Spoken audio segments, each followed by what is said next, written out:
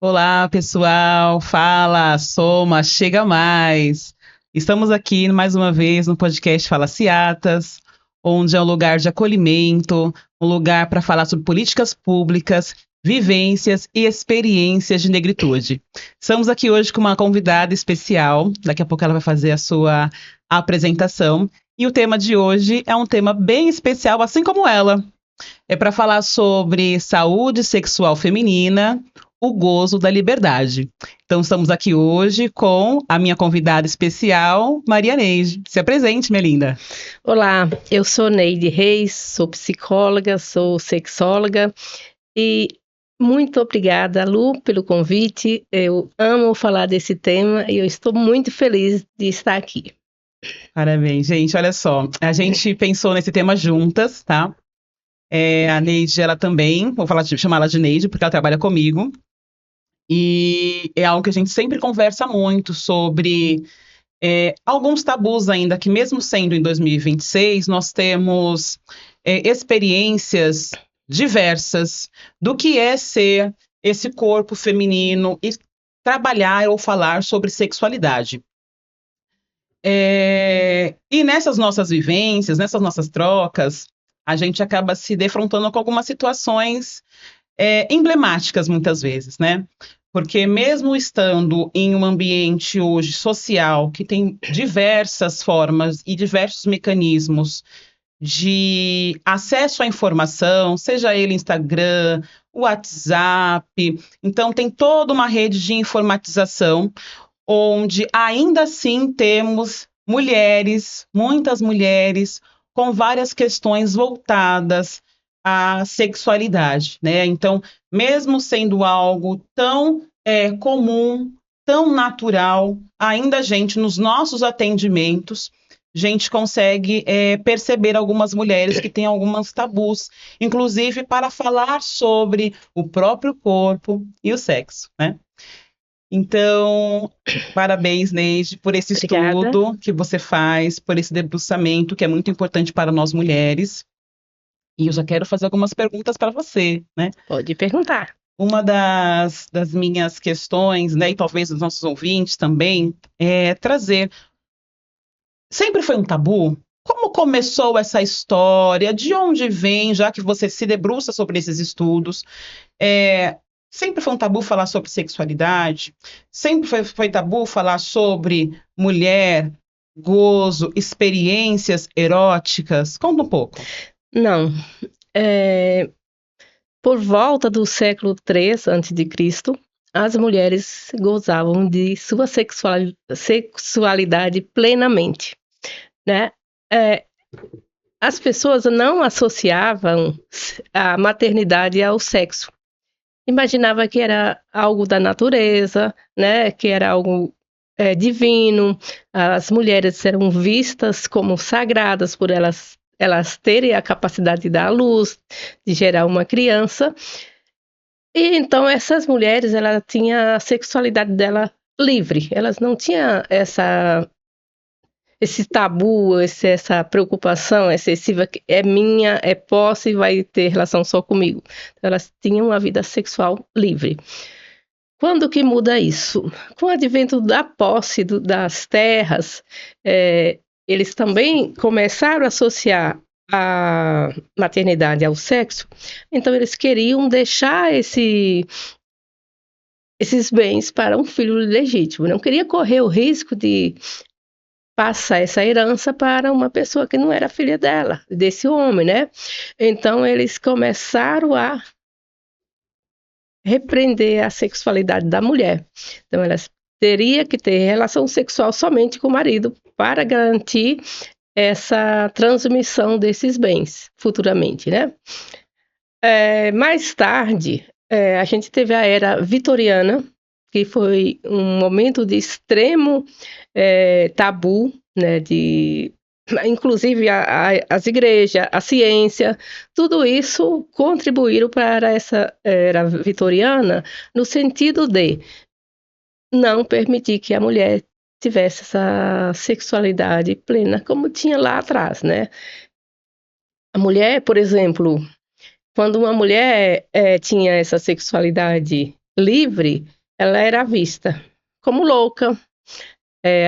A histeria, você estudou psicanálise, você sabe da histeria. Histeria era relacionada à sexualidade, né? A mulher está louca porque ela tem o desejo. Então, era totalmente repreendido. Inclusive, o vibrador nasce nesse momento, né? Quando essas mulheres com esses problemas, os médicos levavam para o consultório e usava uma massagem ali na região pélvica para a mulher ficar bem. Depois eles perceberam que dava muito trabalho fazer essa massagem, né? E aí inventa o vibrador, né? Na era vitoriana. Exatamente. O vibrador. Passando desse tempo, vamos pensar mais agora, recente. Sim. Em 1960, com a pílula, chega no Brasil a pílula, e essa chegada da pílula anticoncepcional teve uma outra revolução sexual, porque o sexo não foi visto apenas como para a reprodução, né, a procriação. Então, as mulheres podiam ter relação sexual sem se preocupar com a gravidez, porque era um dos grandes problemas dessa sexualidade livre, né? Em geral, nascia uma criança ou usava aqueles métodos que não eram tão eficazes, né? Então, com a chegada da pílula anticoncepcional, foi mais ou menos em 62 que chega aqui no Brasil, ela foi criada em 60, e aí houve outra revolução sexual, né? Sim. É interessante você fazer esse resgate histórico, Neide, justamente porque você traz aqui que existiu aí uma mudança de comportamento e uma mudança de que forma as pessoas, né, de forma geral, observavam esse corpo feminino, né? Uhum. Então você faz um resgate histórico de antes do Brasil, inclusive entender que é Brasil, né? Uhum. E a partir daí, você também traz um dado bem interessante, que é a mulher se tornar uma propriedade privada. A partir do momento que existe a concepção deste lugar de mulher enquanto um corpo que deixou ali, digamos, é a primeira fase do corpo feminino a ser desumanizado. Exatamente. Porque, de acordo com o que você traz no seu resgate histórico, dado o momento da história, que acredito que não foi uma história vivida dentro do Estado brasileiro, porque Não. inclusive tem uma outra concepção Não. de história do Brasil, Uhum. entendendo todo o processo de escravidão e o processo de apropriação forçada de corpos, né? Sim. Então a gente entende que trazendo esse resgate histórico para o Brasil, esta revolução sexual, ela também foi uma revolução com muitos rigores. Sim. Uma vez que, se eu tenho o homem, no caso, né, tenho essa facilidade enquanto olhar para esse corpo feminino e ver ele como posse, imagine ele olhando esse corpo feminino num processo de colonização, escravidão. Isso era. Então, as questões que se viveu, né, em dado momento histórico do Brasil, se reverbera até hoje, e aí permeia também como esse corpo feminino ele se desenvolve, se observa e se vê, né? Eu quis trazer esse recorte histórico, Luciana, porque para compreendermos os tabus que ainda existem até o momento, né? Sim. Já passaram muitos anos, né? Mas ainda a gente vê mulheres que têm o desejo de serem, né? Foram educadas para ser recatada do lar, né? Como que é os três lá, né? E não tem nada errado dela querer ser, né? O que é errado é quando alguém impõe, né? Se eu desejo ser recatada aí do lar, não tem nada de errado. Agora, se tem um homem por trás disso, dizendo que eu tenho que ser dessa forma, aí muda totalmente, né? E geralmente tem, né, Tem. Neide? Você trabalha já há algum tempo nesta área de saúde mental. Uhum, Você trouxe aí que já trabalhou também atendimento, tanto em serviços públicos, sim. como serviços privados, né? No caso, a clínica. E como você observa, Neide, que esses tabus, ou a rede pública, seja a rede pública de políticas públicas voltadas especificamente para a mulher, ou da saúde da mulher, consegue fazer esses enfrentamentos no dia a dia? Porque com certeza deve chegar muitas solicitações de atendimento, algumas mulheres, enfim, podem não trazer isso de forma aberta. Como que você observa esse cenário? É um cenário catastrófico, Por quê? porque não se fala disso. Eu tenho uma professora, coordenadora do curso de sexualidade, terapia sexual e educação sexual, ela dizia algo que eu concordo plenamente. O médico, o ginecologista ou o urologista, ele só vai atender alguém do ponto de vista da sexualidade se ele for estudar. Caso contrário, ele vai curar a doença somente, né? Para ter uma ideia, eu tive uma experiência lá na UBS que eu trabalhava. O médico, a sala dele era ao lado da minha, né?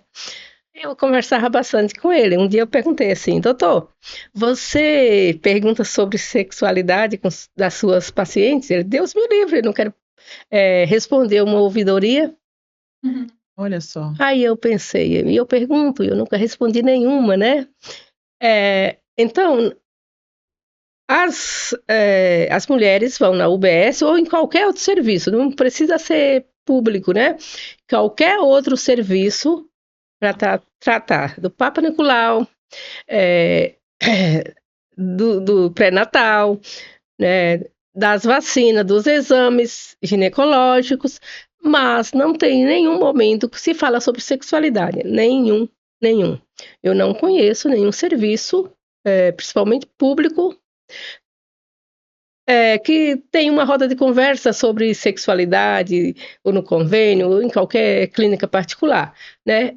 Sempre que a gente vai lá porque está com uma dor, está com um problema, e o médico pergunta. Experimenta um dia falar assim para o médico: doutor, eu estou sem libido, o que é que eu faço? Ele vai se perder totalmente, ele não sabe, vai saber te informar. Teve uma vez que uma mulher, esse caso eu achei bem interessante.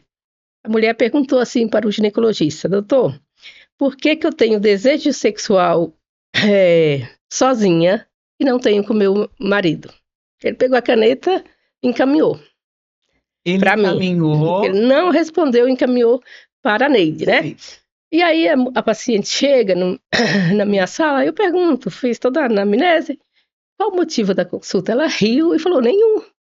Eu não estou com problema psicológico nenhum. Eu fiz uma pergunta para o médico e ele me mandou eu vir para cá. Tá, você pode repetir a pergunta que você fez lá para o médico? Ela contou qual era a pergunta e eu perguntei para ela: e como que é esse marido? Ah, ele é alcoólatra, ele chega em casa alcoolizado, dorme do jeito que ele chega, sujo, fedido. Aí, dá para ter desejo sexual por uma pessoa dessa? Não, né? Então, era uma pergunta. Se eu tivesse feito mais uma pergunta para ela, ela nem teria Tido de necessidade passar comigo, de passar entendeu? com você. Porque era uma resposta simples, né? Não tem, a libido dela está plena. Não tem problema nenhum de libido. Tem problema com o parceiro, né? E isso eu acredito que possa acontecer sim, justamente porque quando a gente vai tratar assuntos como corpo feminino, ainda existem esses tipos de profissionais, né? Uhum, Que provavelmente possam, inclusive, estar em ambientes da saúde coletiva, sim.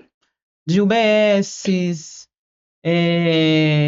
de hospitais, né, enfim, de lugares onde essas mulheres elas têm a ideia de buscar algum tipo de acolhimento, porque já é difícil, inclusive para ela, né, falar para um médico, Sim. porque ela vai deixar assim, ele vai ter resposta para aquilo que está acontecendo, né?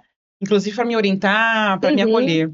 E automaticamente esse homem ele faz esse tipo de encaminhamento. Olha que essa moça acabou entendendo. Que por que eu estou falando com a psicóloga, sendo que eu não tenho nenhum tipo de necessidade ou queixa de saúde mental. Então, deixa eu te contar outra experiência. Isso aconteceu comigo, né? Eu perguntei para a médica, a ginecologista da UBS que trabalhava comigo, ela me prescreveu um anticoncepcional por conta do excesso de sangramento. Sim. Perguntei para ela, vai interferir na minha libido? Ela, não, Neide, fez uma cara, não, Neide, não vai. Aí não deu outra, parecia que eu tinha morrido, esquecido de cair, né? Aí eu fui falar com outro ginecologista da UBS. Olha as perguntas que ele me faz. Você é casada? Não. Você tem namorado? Não. Você tem namorada? Não. E para que você quer libido? Desse jeito. Era um outro médico. Profissional. Aí eu falei, doutor, a libido ela vai além da sexualidade, é uma energia de vida. Né? Então, eu quero e também não tenho agora, mas eu posso ter daqui a uns dias. Aí ele vai me faz um monte de pergunta desnecessária, por exemplo, se você tivesse um companheiro e ele tivesse diabetes e não pudesse mais ter relação com você. Aí eu me irritei e falei para ele, doutor, eu não estou vivenciando isso agora, então se eu vivenciar futuramente eu vou pensar o que eu vou fazer, mas agora não é momento para falar disso, não tem necessidade. Inclusive para ele. Porque vamos lá, suponhamos que você fosse uma pessoa que não teria nenhum tipo de compreensão acerca do assunto. Sim. Né? E aí ele viesse com essa possibilidade do seu parceiro sexual ter algum tipo de doença voltado aí à ausência mesmo da ereção. Que ele poderia fazer, ofertar? Porque é uma queixa. Muito recorrente. E daí, que eu posso entender desse lugar, Neide? Que ainda esses profissionais, que eu acredito assim, você está trazendo 2 relatos de homens profissionais, médicos, que estão extremamente despreparados tinha uma médica também. Para esse tipo de acolhimento. E aí também vou fazer esse adendo para a mulher. Né? Porque quando você pensa e coloca essa mulher no lugar que ela não tem prazer, ela não precisa ter libido, ela não precisa ter desejo. Por que você está querendo desejo se você não tem parceiro sexual? E quando você me traz a libido, é uma energia de vida. Olha que potência. É o que vai me fazer levantar cedo, ir para o trabalho. Tem que ter paixão, tem que ter tesão para fazer as coisas, que eu falo sempre. Se não tiver, uma pessoa que está sem libido, vai alterar outras áreas da vida dela. Então, é necessário que a gente tenha, independente se temos 15 anos, 20, 50, né? Qualquer idade, é importante que tenha. E aí, eu vou contar uma outra experiência, quando você fala da questão lá da UBS. Eu comecei a participar dos grupos de planejamento familiar e de gestantes. E se resumia nas informações técnicas